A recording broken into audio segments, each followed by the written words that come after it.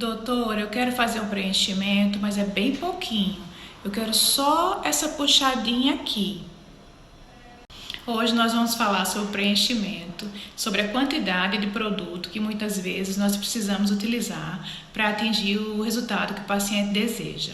Essa semana eu coloquei lá nos stories uma caixinha de perguntas, né? Era uma foto do antes e depois de um paciente tratado pelo Dr. Maurício de Maio, que foi o cirurgião plástico brasileiro que inventou a técnica do MD Codes, e pedi para vocês responderem qual a quantidade que vocês imaginavam de produto, né, quantos ml tinha sido utilizado para atingir aquele resultado. E eu já imaginava que muita gente talvez não acertasse, mas a grande maioria errou feio. A maioria das respostas ficaram entre 2 a 4 ml de produto, 2 a 4 ampolas, o que é muito pouco para aquele resultado, né, maravilhoso que nós vimos lá.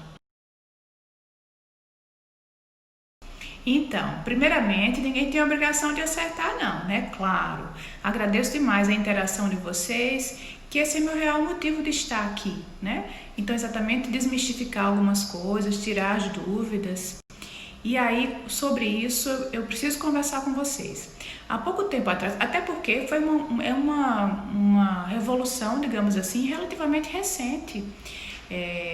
Vamos dizer, há menos de 10 anos, e principalmente de 5 anos para cá, a nossa forma de injetar mudou muito. E eu vivi, né, eu participei de todo esse processo, dessa curva de aprendizagem. Há muito pouco tempo atrás, o paciente chegava queixando do bigode chinês, que ainda é uma das principais queixas, e a gente preenchia o bigode chinês com uma seringa, no máximo 2 seringas, quando era assim um suco mais profundo. Era o que se fazia até então com o conhecimento que a gente tinha, né? Hoje, principalmente com a técnica do MD Codes e várias outras, claro, que surgiram. Agora, eu acho que a MD Codes, sem dúvida, foi um divisor de águas. É a técnica mais completa, baseada no profundo conhecimento anatômico. Então, hoje a gente faz uma reestruturação facial, né? Então, na verdade, o que eu explico para o paciente é que o bigode chinês, que é a grande queixa, e tem o seu valor, né? Eu digo que tudo que está no centro da face é o que nos chama atenção no primeiro momento. Quando você olha para uma pessoa, nos primeiros minutos, você olha para o centro da face, depois as coisas periféricas que vão lhe chamar a atenção. Então, por isso que esse suco nasogeniano, quando vai ficando mais profundo, ele dá a ideia de que o rosto está derretendo, dá a ideia de cansaço, dá a ideia de abatimento, e é a queixa do paciente. E, na verdade, é só aquilo que ele vê quando olha no espelho. E, na verdade, o suco nasogeniano é a consequência de uma desestruturação facial que envolve as camadas, desde a camada óssea, que vai sendo reabsorvida também com a idade, até os coxins de gordura, que vai havendo uma deflação, né, uma frouxidão ligamentar também, uma flacidez de pele. Então, tudo isso em conjunto vai dar o bigode chinês. E que hoje em dia nós tratamos também, mas já numa fase mais posterior, uma fase que a gente chama de refinamento.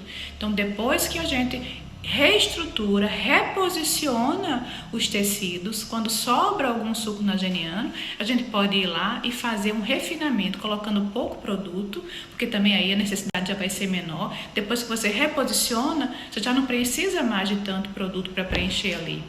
E se a gente começa por aqui, a gente vai estar exatamente pesando e colocando muito produto numa área que a gente não quer. Então, falando lá do paciente do antes e depois, naquele caso foram utilizadas 20 ampolas de ácido hialurônico, tá?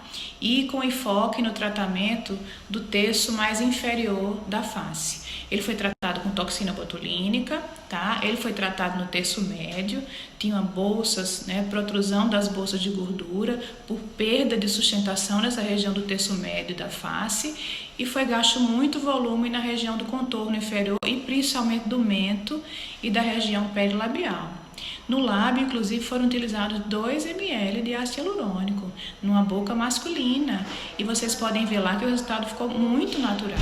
Então, esse tipo de preenchimento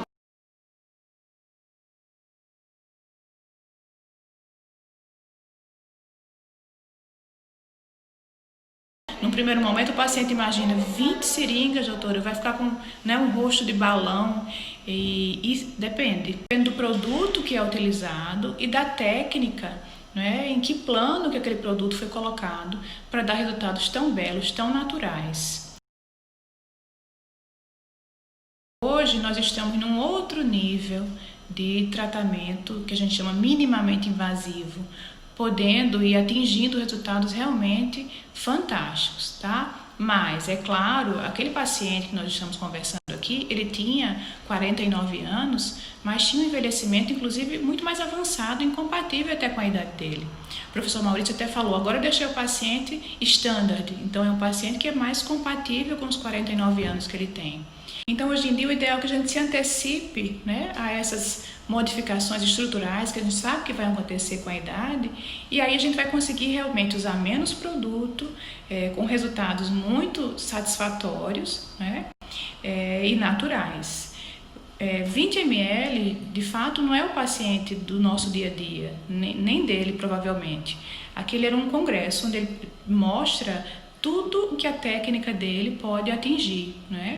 Mas isso pode e deve ser feito em etapas. É muito importante, a partir de uma avaliação inicial com o seu especialista, que se programe etapas de tratamento para você conseguir o melhor resultado possível para a tua queixa. Para finalizar, eu queria chamar a atenção que aquele caso estava sendo tratado o rejuvenescimento, na verdade um resgate da estrutura daquela face que estava completamente perdida.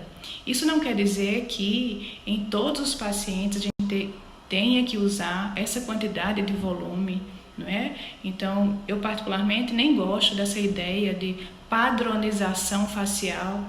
Isso até é um tema para depois eu voltar aqui para a gente conversar sobre isso.